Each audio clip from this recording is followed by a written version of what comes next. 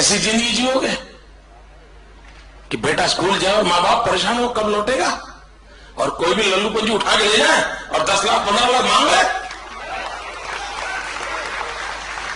मित्रों, ये देश ऐसे नहीं चल सकता है, और औरों को चलाना हो जिस पर चलाएं, गुजरात ऐसे नहीं चलेगा।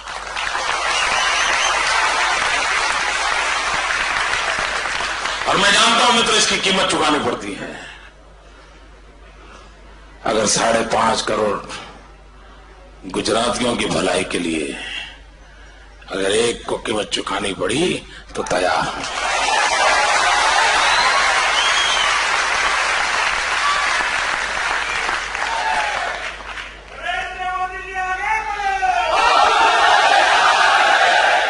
नहीं, मेरा रास्ता ऐसा है कि साथ मत चलिए, परेशान हो जाओगे।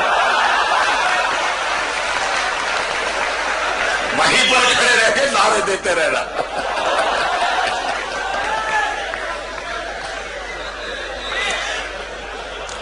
मैं तो आम आदमी को सलामती चाहिए, आम आदमी को सुरक्षा चाहिए,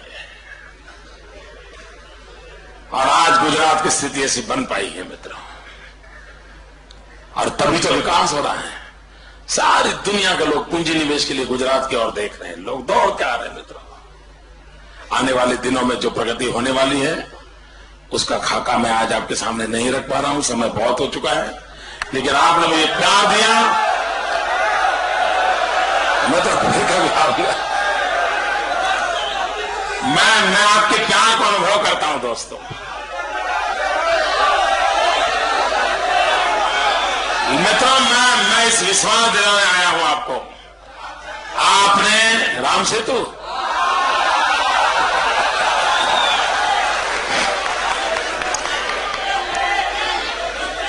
मित्रों, ये जो राम सेतु की चर्चा हो रही है, आप में से किसी ने कोर्ट के अंदर एफिडेविट की हो और 2 दिन के बाद आप जाके कहो कि हमारी गलती हो गई, एफिडेविट बदलनी है, आपका क्या होगा? क्या होगा साहब? आप जेल के सलाखों के पीछे होंगे। जो न्याय आपके लिए है वही न्याय दिल्ली की सल्तनत के लिए होना चाहिए। मित्रों, अभी तो आप राम सेतु की बात कर रहे हैं, लेकिन दूसरा पाप भी किया इन लोगों ने। भारत सरकार के टूरिज्म डिपार्टमेंट ने अमेरिका के अंदर टूरिज्म को आकर्षित करने के लिए जो पत्रिकाएं बांटी हैं, जो पोस्टर छापे हैं, इसको आप देख नहीं सकते दोस्तों। और मित्रों, यह देश उनको माफ नहीं करेगा। भारत सरकार के टूरिज्म डिपार्टमेंट ने अमेरिका के अंदर जो पोस्टर पर्चे बांटे हैं लोगों को टूरिज्म के लिए आकर्षित करने के लिए, कौन सी फोटो दी आपको बताऊं? फोटो ये दी है कि एक पेड़ पे भगवान कृष्ण बैठे हैं और गोपियों से सारे वस्त्र चुरा लिए हैं, और सभी नंगी गोपियों के, कोई 30 गोपियों नंगी दिखाई है। क्या मार्केटिंग कर रहे हैं दिल्ली वाले? मित्र, आपका लहू गर्म होता है कि नहीं मुझे मालूम नहीं, मैं चैन से बैठ नहीं सकता मित्रों। ये किया है, ये किया है मित्रों। क्या हिंदुस्तान को दुनिया के टूरिज्म के लिए क्या और कुछ नहीं बता सकते थे आप? नंगी गोपियों का रूप दिखा करके हिंदुस्तान की मां का अपमान कर रहे लोग मां की इज्जत को बेच करके टूरिज्म लाने के लिए निकले हैं मित्रों। कैसे माफ करेंगे इनको दोस्तों? कैसे माफ कर सकते मित्रों? आपको हैरानी होगी। ये राम सेतु का मसला साहब, स्टैंप पेपर पे भारत सरकार एफिडेविट करे कि भगवान राम पैदा ही नहीं हुए थे। मैं आपको पूछना चाहता हूं, क्या भगवान राम का जन्म हुआ था? आवाज इटली तक पहुंचनी चाहिए। ये राम और रोम की लड़ाई है मित्रों। क्या भगवान राम का जन्म हुआ था? माता सीता का जन्म हुआ था। माता सीता और प्रभु राम की शादी हुई थी। माता सीता का अपहरण हुआ था। रावण उठा के ले गया था, लंका ले गया था। उसको ले जाने के लिए प्रभु राम गए थे, जाने के लिए पुल बनाया था। आपको मालूम है, उनको मालूम नहीं है।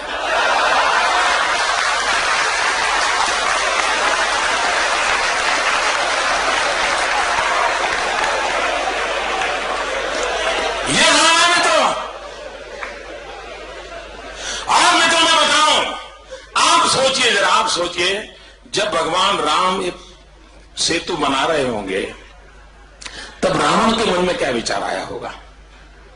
आखिरकार रावण भी तो सरकार चलाता था, उसकी भी कोई पुलिस डिपार्टमेंट होगा, उसका भी कोई इंटेलिजेंस डिपार्टमेंट होगा।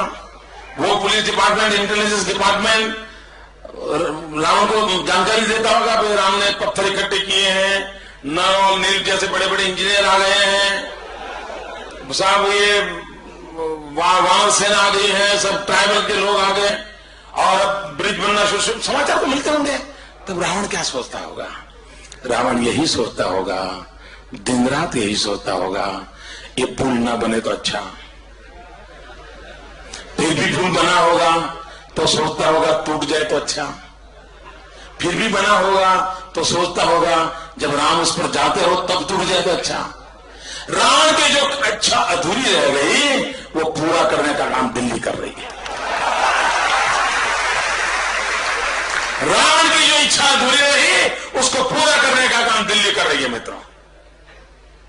और मित्रों मैं देख रहा हूं कांग्रेस ने जो एफिडेविट की है ना, मैं रामायण का जितना मेरा अभ्यास है, मैं रामायण के जीवन में एक महत्वपूर्ण घटना, एक बड़ा टर्निंग पॉइंट मेरे हिसाब से वो है जब हनुमान जी सीता की खोज के लिए गए और रावण के सैनिकों ने हनुमान जी को कैद कर लिया।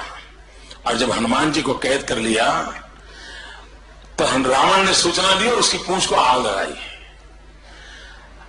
रावण ने हनुमान की पूंछ को आग लगा करके जो गलती की थी वैसी गलती एफिडेविट करके की है साहब।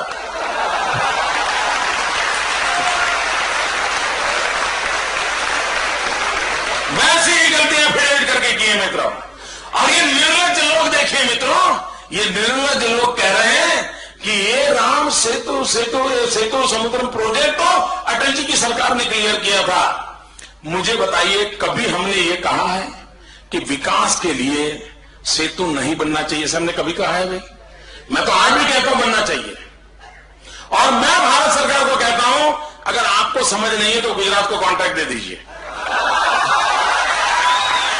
ये भगवान राम का सेतु तोड़े बिना दूसरे 4 सेतु बन सकते हैं मित्रों।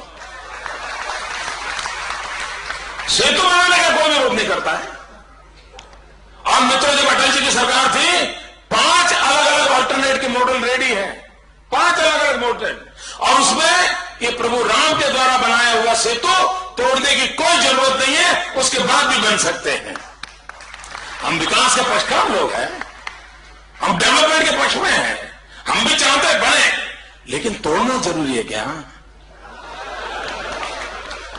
लेकिन ये तोड़ इसलिए रहे मित्रों, उनको तो इस देश के आस्थाओं पर चोट पहुंचाने में मजा आता है। इस देश के राम के नाम को मिटाना ये उनका मकसद है, और तब जाकर के ऐसी चीजें करते हैं मित्र। और कॉन्ट्राडिक्शन देखिए साहब, एक ही सरकार में 2 पार्टनर, एक 3 पार्टनर। मैं तीनों का नमूना बताना चाहता हूं, गांधी जी वाले 3 बंदर की बात नहीं है। देखिए दिल्ली की कांग्रेस की सरकार एफिडेविट करती है भगवान राम का जन्म नहीं हुआ था। उनके एक समर्थक कम्युनिस्ट पार्टी के एक नेता का नाम है सीताराम येचुरी। कॉन्ट्राडिक्शन देखिए साहब, कांग्रेस पार्टी कहती है भगवान राम का जन्म नहीं हुआ था और करुणा जी कहता है वो शराबी था। अरे जन्म नहीं हुआ तो शराबी कैसे था भाई?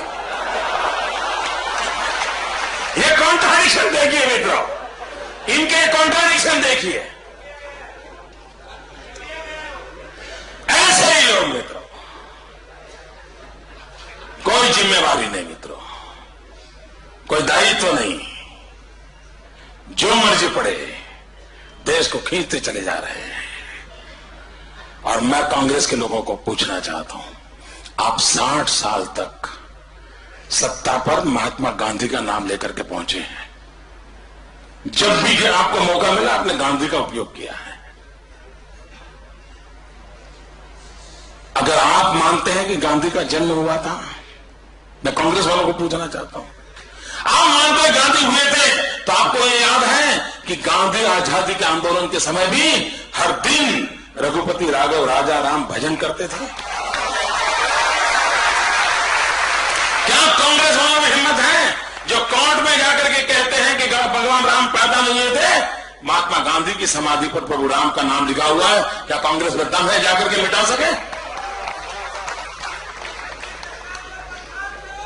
और तब जाकर के मित्रों, एक नागरिक के नाते हमारा कर्तव्य बनता है इस देश की भलाई के लिए, इस देश की संस्कृति के लिए, इस देश के विकास के लिए, इस देश के संस्कार सरिता के लिए आओ हम मिलजुल के काम करें मित्रों।